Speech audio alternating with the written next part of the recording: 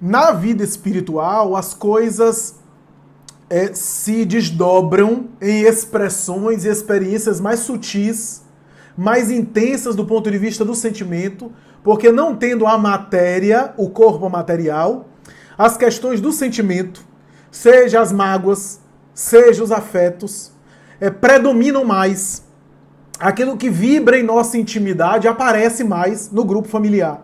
Geralmente, aquele grupo familiar consanguíneo mais próximo, laços mais próximos, faz parte de um clã nosso, de um grupo nosso, que pode ser mais extenso, envolvendo alguns amigos próximos, alguns familiares próximos, que são aquelas pessoas que fazem parte da nossa família espiritual mais extensa. No mundo espiritual, a gente se incorpora a esse grupo, digamos assim, mais extenso, maior, que faz parte da nossa família espiritual. Até porque há espíritos que fazem parte dessa família espiritual e que não reencarnaram, que ficaram nos acompanhando no além. Ou então, que vai reencarnar lá na frente quando a gente já estiver desencarnando, como neto ou bisneto. E que faz parte desse grupo mais extenso. Então, eu diria que o vínculo com a família permanece com alguma semelhança, mas não é exatamente da mesma forma. Porque aquela característica mais material, digamos assim, se perde um pouco num afeto mais profundo, numa ternura maior, numa gratidão maior, num vínculo mais, assim, genuíno, onde, digamos assim, a libido, o sexo, não tem um papel tão predominante, ou então um sentimento de posse, né? Essa ideia de que o filho é meu, né? Porque, veja que coisa interessante, a natureza dá um filho pequeno, a gente tem aquela sensação de posse, mas o filho vai crescendo, e aí a posse que eu tinha eu não posso ter mais, porque o controle, a atitude de grande controle que eu tinha quando ele era pequenininho, quando fica mais velho, mais adulto, eu tenho que ter outro tipo de atitude. Em cada fase, o amor verdadeiro se manifesta de outras formas. Quando é criança, o amor verdadeiro é controlando, porque a criança não tem discernimento, pode até pular da janela.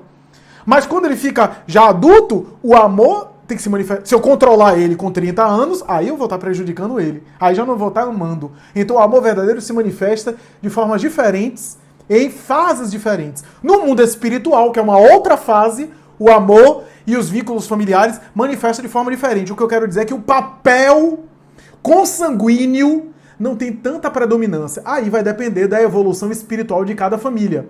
Se a família é muito materializada, se o grupo familiar é muito materializada, a predominância dos papéis é maior. À medida que a família é mais desmaterializada, é mais evoluída espiritualmente, menos predominância tem o papel consanguíneo. Minha esposa, meu marido, meu filho, minha mãe, não tem mais tanto essa característica, né? Mas mesmo as famílias mais materializadas desencarnando, de maneira geral, desencarnando, esse papel mais preponderante dos laços consanguíneos perde em grande parte.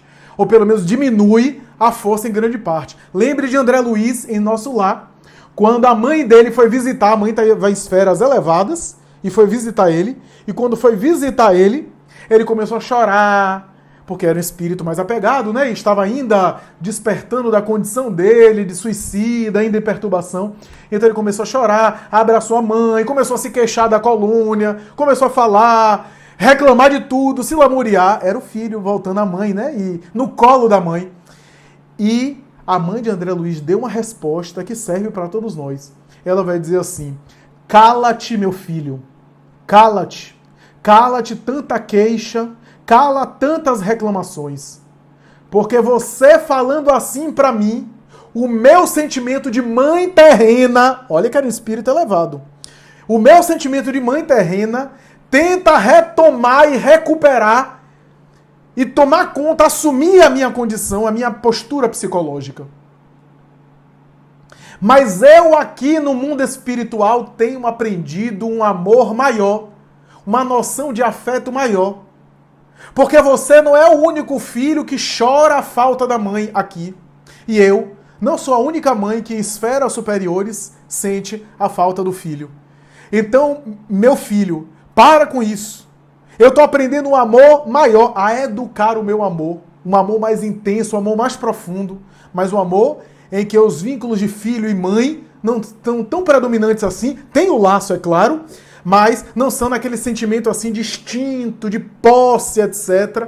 Mas um amor mais profundo, mas ao mesmo tempo mais espiritualizado. Não é marido e mulher, não é filho e irmão, somos irmãos. Até porque o filho e a mãe hoje podem ter sido irmãos no passado e assim por diante. Note a colocação de Jesus na cruz. Jesus na cruz olha para a mãe, Maria, e diz: mulher, que é uma expressão do judeu antigo, que não é desrespeitosa. Mulher é uma expressão carinhosa, que se chamava as mulheres. Mulher, eis aí teu filho.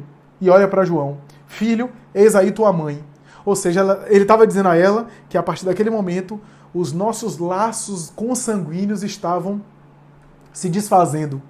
E que ela não deveria se preocupar, porque ele estava sob um poder maior, um amparo maior. E que ela era um grande afeto dele, na condição de colaboradora dele.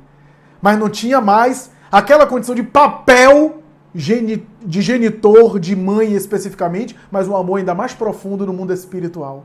Os laços materiais estavam se rompendo a partir daquele momento para laços mais profundos espirituais. Então, eu poderia dizer que a família no mundo espiritual assume expressões mais profundas, mais intensas espiritualmente, mais com sentimento e menos material, menos egóico.